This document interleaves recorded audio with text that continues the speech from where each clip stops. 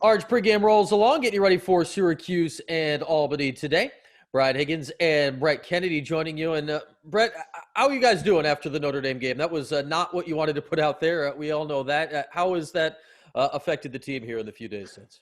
Totally. I mean, I think I'd be wrong to say it wasn't a setback. Obviously, we know there were a lot of errors and a lot of stuff that we have to work on. But I think in the past 2 days of practice, yesterday and today, we've had a lot of intensity. We've been really hammering down on the errors, and the guys have really shown a lot of energy and are ready to get back to work on Thursday. How much? I mean, you've seen it here in the ACC and all of these games. I mean, you don't have a Mhm. soft spot here on the schedule to get No, right. You yeah, got to figure these things out in real time against yeah. legit teams. How much harder does that make that this year? You know what? It's hard, but it's also I know every guy on our team likes these challenges, and we would much rather play the schedule we play than play a week schedule week in and week out. There's no fun in that. So going against these great teams is a lot of fun every week. Let's look back at the defense against Notre Dame. What was interesting to me is it started out well. I mean, you go through the first, I don't know Hmm. what you'd say, Brett, 20 minutes or so of the game. Yeah, I mean, some, definitely. some mistakes, but Mhm. it was fine. What changed at that point of the game, and Yeah. what did you notice as the difference beginning to end? Yeah, definitely. I think the first quarter was definitely a bright spot if we have one from that game. Obviously, you said it. Guys were flying around. We were playing good help defense. Everyone was helping in when they were off ball. And I think, honestly, from the second quarter on, we were just getting lazy. Guys were losing their fundamentals. And I mean, you've seen on through the game, through the film, that like we weren't really getting like beat that much. It was more or less like mental errors on our side, and we realized that, and that's like stuff we've been working on to fix. Is that, I guess, more a communication issue than anything, or what do you put your finger on? Yeah, totally. It's a mix of communication, guys having their stick in off ball, guys being in a better ready position, myself included, sitting lower rather than just standing straight up and being ready to explode out to help some guy. Little stuff like that, but we have to combine it. Otherwise, it obviously has a big impact. The thing that popped out to me this last week, and this is not a knock on Dami or Brendan Mhm. or whoever, but Mhm. we know teams attack short sticks, and you guys have Yeah. Peter Dearth. They don't really attack him, so that puts a lot Mhm. of pressure on whoever the number two guy is. What have you noticed about that this season, and how much the rest of you guys have to be prepared to help out a person that I mean, it's just a volume thing coming at them this year. Totally. I mean, Brandon and Dami are great defenders. But I think in a game like that yesterday, where the possessions, or Saturday, sorry, where the possessions are more lopsided, I think overall we just have to be more willing to be, a much better team defense and help each other a lot more. They were coming down every couple minutes on us and having the ball for a long time, and we had the packages put in place to help them. We just didn't execute it right. So definitely something we're working on fixing there.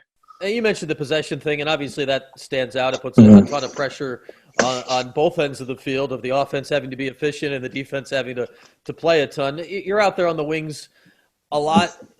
Jacob, I mean, hey, he's had a great career so far, and you Yeah, wouldn't like these last 2 weeks.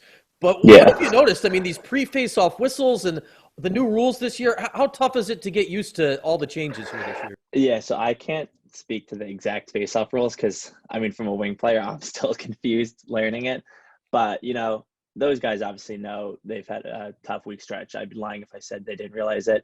And they're working their tails off in practice, working on their mistakes and seeing what they can do to get more possession for us. So they're doing everything in their end to forget what just happened and move on from that. And you mentioned, hey, you're closer to it on the wing than I am up in the Hmm. booth looking down. And Yeah. you say how you don't know what's going on. How tough is that this year, where you get the whistles and the game starts, and I mean you're off in the other direction. There's no time to think about it. How different is that this year? Yeah, it all happens pretty quick. Especially a lot of the Fogos are getting to themselves this year, and it's almost like by the time we get in, they one of them already has the ball. So obviously we have to react a lot quicker, but we also have to adjust a lot quicker on the fly too.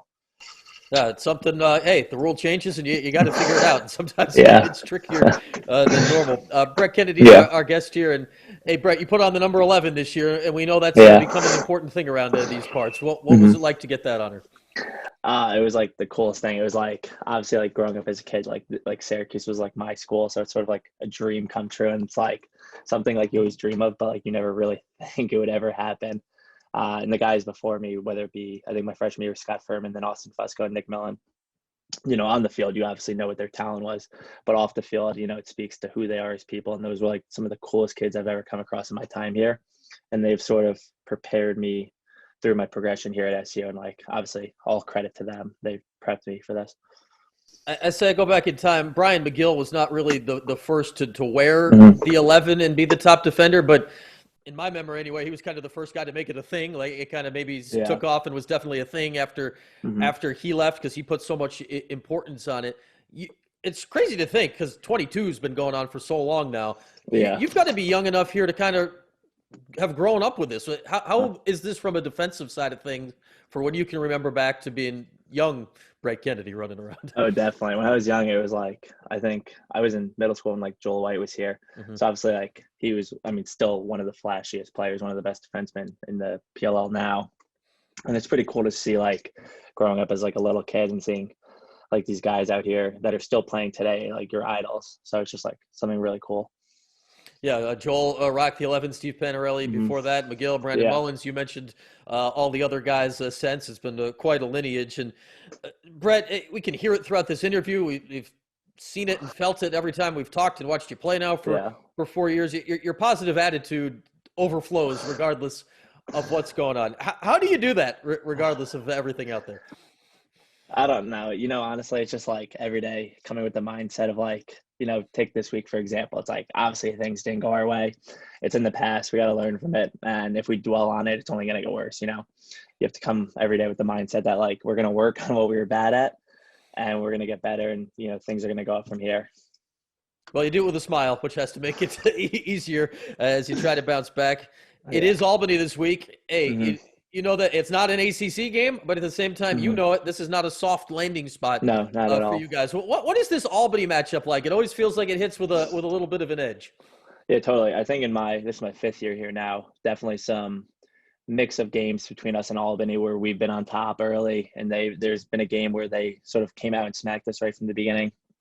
And they're off to a great start this year, and they're going to contend for the America East championship. And they play a lot of great team ball with a lot of picks and everything, and they play really well together. So obviously something we're working on in scout right now, and we're going to be ready for that. All right, Brett, good stuff. Good to catch up this week, and good luck out there. Thanks, Ryan. I appreciate it. That's Brett Kennedy. Let's step aside for a few. Coach Desko joins us when we come back. It's the Syracuse Sports Network from Learfield IMG College.